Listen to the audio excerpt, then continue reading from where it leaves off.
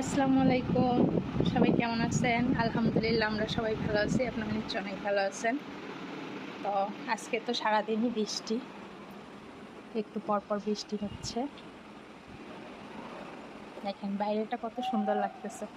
বৃষ্টি হলে প্রকৃতি একটা অন্যরকম রূপ ধারণ করে, আমার কাছে ভীষণ ভালো লাগে। আর এই তো আমার মেয়ে অসুস্থ, জ্বর, শুয়ে আছে। এই যে পুচকুটা মোবাইল দেখতেছে। এক পিস মাছ ছিল, আমি গরম করে নিচ্ছি ওভেনে, আর একটু শশার সালাদ করে নিছি। ভাত এখনো হয়নি, ভাত হলে খাবো মাছটা দিয়ে। আর এদিকে এই যে খাসির মাংস রান্না করা আছে, বেগুন আলু আর হচ্ছে গিয়ে ট্যাংরা মাছ রান্না করা আছে। এদিকে কাঁচকলাগুলো আজকেও রান্না হলো না, অনেকগুলো তরকারি রান্না করা আছে। বাসায় সবারই মোটামুটি জ্বর, আমি আর ছেলে একটু সুস্থ হয়েছি, বাট আপনাদের ভাইয়া আর আমার মেয়ের এখন জ্বর শুরু হয়েছে। তো খাওয়া দাওয়া যেমন রান্না করতেছি, হালকা পাতলা খাওয়া হচ্ছে, তেমন কিছুই। ভাতটা প্রায় হয়ে গেছে, এখন দুধ দিয়ে তারপরে খেতে হবে। আজকে সারাদিন কারেন্ট ছিল না, সারাদিন সকাল থেকে বিকাল এখন কটা বাজে 4টা পর্যন্ত কারেন্ট ছিল না। এই 20-25 মিনিট হয়েছে কারেন্ট না থাকার কারণে রান্না বান্না সব কিছুই বন্ধ ছিল। সকালে যা খাবার ছিল রাতের ওগুলা খেয়ে নিছি, আর এখন হচ্ছে রান্নাটা শেষ করে খাবো। প্রচণ্ড ক্ষুধা লাগছে, অনেকক্ষণ না খেয়ে আসছি। ফ্রিজে অনেক খাবার আছে, বাট গরম করে খাওয়ার ভয়তে এখন নতুন করে ভাত রান্না করে খাচ্ছি। সো দেখি ফ্রিজের কী অবস্থা।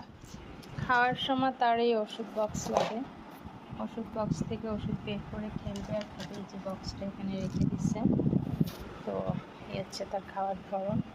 শোনো, বিড়াল আসবে কিন্তু না খেলে, না খেলে বিড়াল আসবে।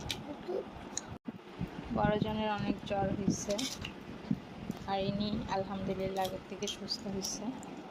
এই হচ্ছে তার খাওয়ার কৌশল। মেডিসিন বক্সটা তার সামনে দিলে সে খুলে নিয়ে ইচ্ছা মতো কি করে। বাবা, এটা তোমার মাইক্রোরাল জেল। এটা কি বাবা, বলো, এটা কি?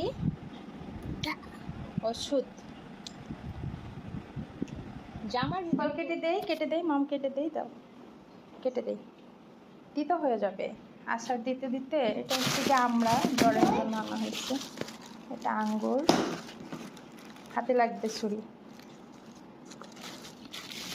মালটা, আনারস, আর এটা আম আগের ছিল ফ্রিজে। আমি কেটে দিচ্ছি বাবা, তুমি খাবে?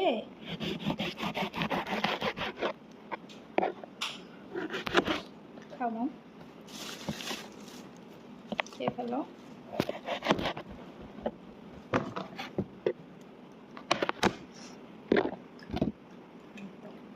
আর দিচ্ছি কুচকুটা আঙ্গুর খাবে, বারবার আঙ্গুর নিয়ে না খাচ্ছে। সবাই বলে আমি নাকি আনারস বেশি বেশি খেয়ে ফেলে দেই, কিন্তু আসলে না, আনারস বেশি বেশি না খাচ্ছে।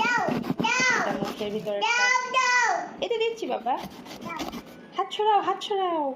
ওরে বাবা, ছুরির ভিতরে হাত দিয়ে দিচ্ছি, আল্লাহ।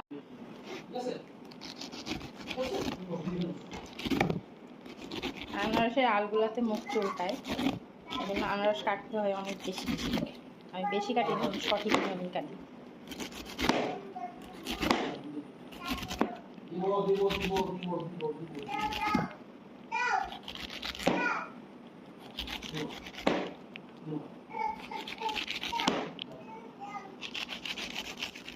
আনারস কাটা কমপ্লিট। দেখেন একেবারে ফ্রেশ করে কাটছি, আর এতগুলা ছোলা বের হয়েছে একটা আনারস থেকে, আর এতটুকু আনারস বের হয়েছে।